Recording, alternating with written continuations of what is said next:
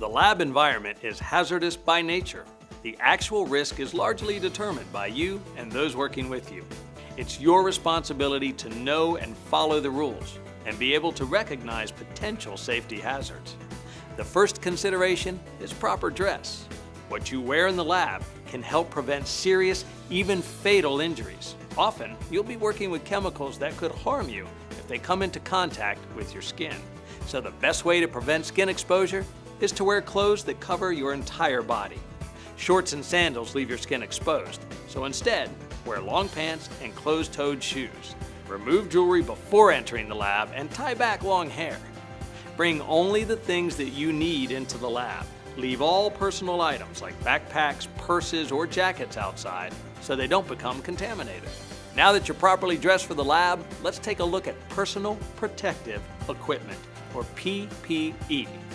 For general lab work, a lab coat, safety glasses or goggles, and gloves are required.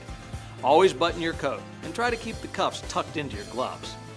Wear a chemical apron if you're working with splash hazards, volatile or reactive solutions. Safety glasses can protect your eyes from flying debris. However, these glasses won't protect you from splash hazards. That's why you may need to wear chemical-resistant safety goggles. Always wear gloves in the lab. Be sure to choose the most appropriate type. You need gloves that are resistant to the chemicals you'll be handling. These gloves are non-absorbent.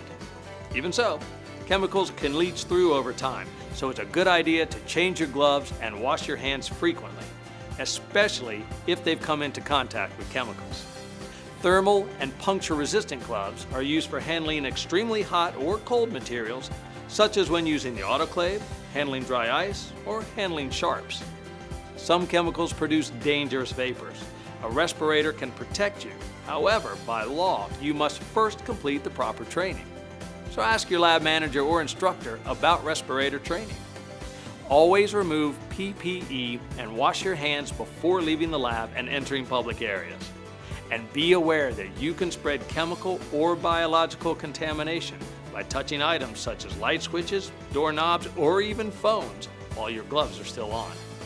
Dressing for the lab and wearing personal protective equipment will minimize the risk for exposure or harm, but clothing and PPE aren't enough to keep you safe.